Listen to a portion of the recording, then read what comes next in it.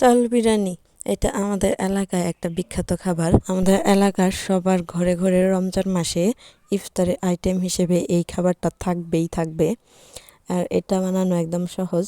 পেঁয়াজ, মরিচ, তারপর হলুদ গুঁড়া, হালকা একটু জিরা, ফোড়ন দিয়ে, তেজপাতা দিয়ে, এই যে আতপ চাল আর একটু ছোলা, মানে এটা আজকে আমাদের এখানে হলুদ করে করা হচ্ছে, এমনিতে নর্মালি সাদা রান্না করা হয়।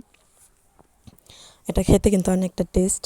এই তো তেল দিয়ে সব মশলাপাতি এক জায়গায় দিয়ে সব কিছু নেড়ে চেড়ে, তারপর চাল আর যে ছোলা দিয়ে ভালোভাবে আবার নেড়ে চেড়ে পানি দিয়ে, পর্যাপ্ত পরিমাণে পানি দিয়ে এটাকে জাল করতে হবে বা রান্না করতে হবে। তারপর এটা ফুটে আসলেই আমাদের এই চাল বিরিয়ানি রেডি। দেখেন কতটা সুন্দর লাগতেছে, আর খাইতে কিন্তু অনেক টেস্ট।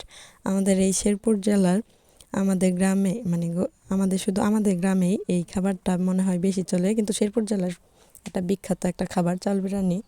এই তো দেখেন কতটা সুন্দর। আর আমাদের ইফতার আইটেম হিসেবে এটা কিন্তু একদম পারফেক্ট। এটা না হলে ইফতার আইটেম আমাদের জমবে না। হাজার সব কিছু থাকুক, কিন্তু আমাদের এই চাল বিরিয়ানিটা লাগবেই লাগবে।